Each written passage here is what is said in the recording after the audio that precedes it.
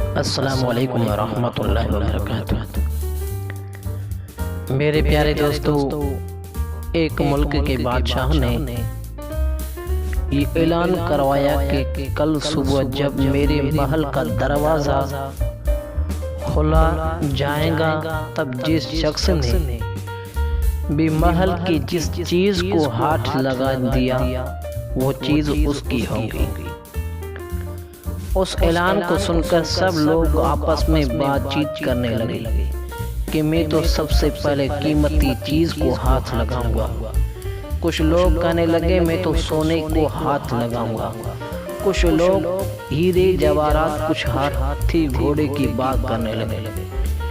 جب صبح ہوئی تو محل کا دروازہ کھلا گیا اور سب لوگ اپنی اپنی من پسند چیزوں کے لیے دوڑنے لگے۔ سب کو اس بات کی جلدی تھی کہ پہلے میں اپنی من پسند چیز کو ہاتھ لگا دوں تاکہ وہ چیز ہمیشہ کے لیے میری ہو جائے۔ بادشاہ اپنی جگہ پر بیٹھا سب کو دیکھ رہا تھا اور اپنی آس پاس ہو رہی بھاگ دوڑ کو دیکھ کر مسکرا رہا تھا۔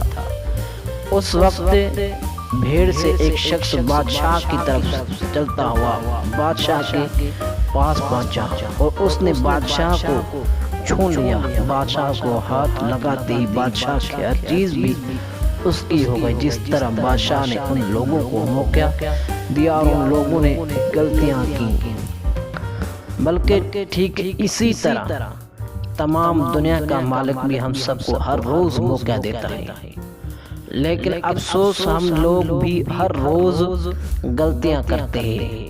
ہم اللہ کو پانے کے بجائے اللہ کی بنائی ہوئی دنیا کی چیزوں کے آرزو کرتے ہیں، لیکن کبھی بھی ہم لوگ اس بات پر غور نہیں کرتے کہ کیوں نہ دنیا کے بنانے والے مالک کو پا لیا جائے۔ اگر مالک ہمارا ہو گیا تو اس کی بنائی ہوئی ہر چیز بھی ہماری ہوگی۔